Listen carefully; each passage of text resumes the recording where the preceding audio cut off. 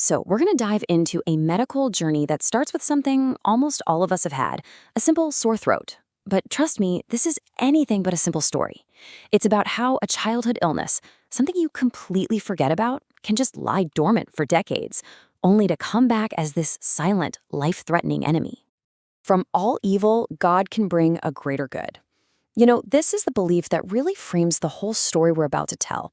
It's a quote from Vanessa, the woman at the absolute center of it all. It really sets this hopeful tone for what is an incredible story of resilience against a threat that came from inside her own body. And it really makes you wonder, right? Could an illness you had as a kid, something you thought was totally gone, actually come back to haunt you, maybe even as a silent killer? For Vanessa, the woman in our story, the answer was a terrifying yes. All right, so let's rewind. Let's go all the way back to the beginning. We're in this small, really tight-knit town in Brazil called Vila Pavone. And it's here that a seemingly tiny event in Vanessa's childhood ends up setting the stage for a decades-long battle for her life. And it all started, believe it or not, with just a simple sore throat. So, it all kicked off with what should have been a simple diagnosis, strep throat. But then, just a cruel twist of fate. The penicillin she was prescribed, it was out of stock. A backup antibiotic never arrived because of a truck accident. And because that infection just went untreated, this devastating chain reaction started. First, this severe joint pain that just seemed to wander through her body.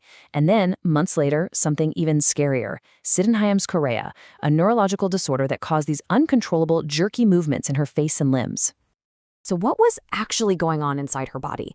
This is rheumatic fever. And honestly, it's a terrifying case of friendly fire from your own body. Her immune system, trying its best to fight off the strep bacteria, just got confused. It started attacking her own healthy tissues, first her joints, then her brain. This is exactly why treating something as common as strep throat is so critical. With antibiotics, rheumatic fever has become pretty rare in a lot of places. But the most devastating attack of all was happening in total silence, against her heart. Okay, so fast forward a few decades. Decades pass, Vanessa grows up, she builds a successful business, she becomes a wife and a mother. That childhood illness, it's just a distant, totally forgotten memory. But then, at 37 years old, the ghost of that old infection comes back, and her own body, well, it begins to betray her.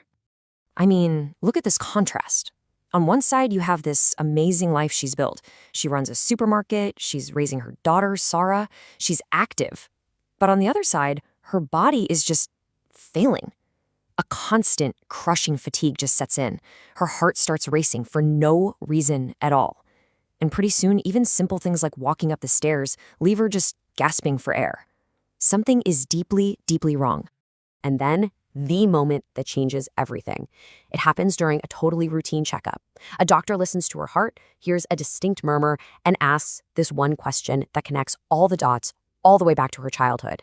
He uses this old-fashioned term, rheumatismo no sangue, and asks if she'd ever had rheumatism in the blood, which was just an old name for rheumatic fever. And for Vanessa, this was the first huge clue that her past had come back to haunt her.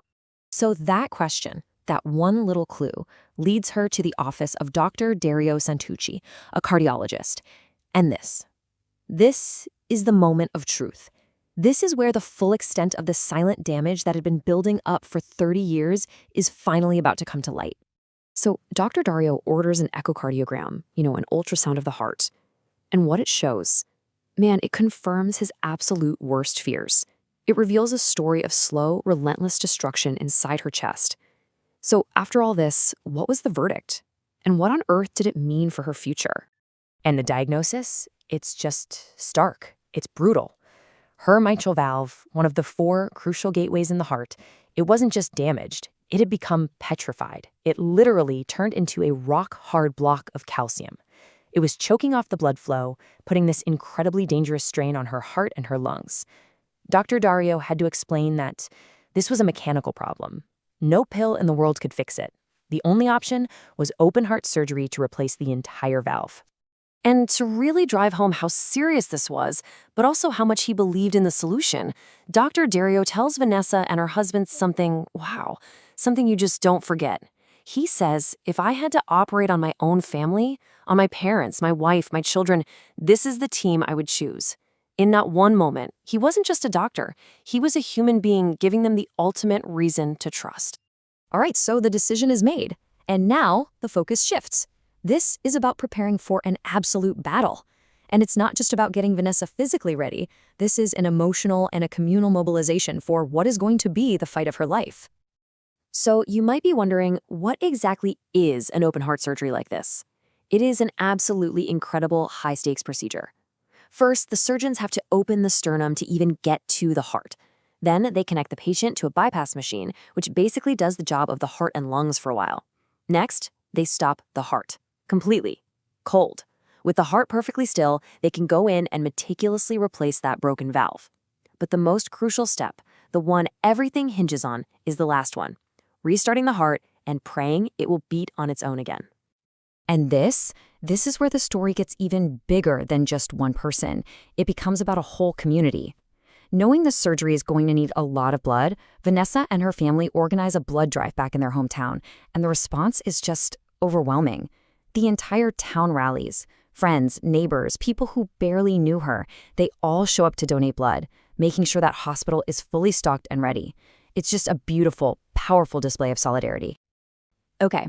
So now we're there. It's May 2nd, 2018. We're inside the operating room. The team is assembled. The bypass machine is humming along, and Vanessa's heart is brought to a complete and total standstill.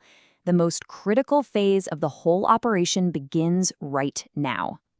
The surgeons, they are just masters at work. They get in there and with incredible precision, they carefully cut away that diseased, petrified valve, that rock of calcium that was literally choking the life from her heart. It's out. The first major hurdle is cleared. Success. All right, step 1 is done. Next up, they bring in the new artificial valve. They meticulously sew it right into place, making sure every single stitch is absolutely perfect. They test it, and the new valve is working exactly as it's supposed to. It is a perfect fit. So, the new valve is in, it's secure, everything looks perfect. This is it, the moment of truth. The lead surgeon makes the call to the specialist running the heart-lung machine. Vamos sair de CAC. It means let's come off bypass. It is time to see if Vanessa's heart will start beating again, all on its own. So they take off the clamps, they start weaning her off the machine. Everyone in that room is just staring at the monitor, just waiting for that beat, for that familiar rhythm of life to return. But there's nothing. Her heart, it just won't beat. Just total silence in the operating room. That rhythmic hum from the machines that was keeping her alive, now it's just this haunting sound. Because the heart it's supposed to be supporting, it's just not starting. The team did everything perfectly, but the one thing they can't control isn't responding. And that leaves us with this final, absolutely chilling question. I mean, the surgeons have done everything right. They've performed a modern medical miracle, replacing a broken part with perfect precision. But what happens? What do when you fix the machine, but the spark of life simply refuses to come back?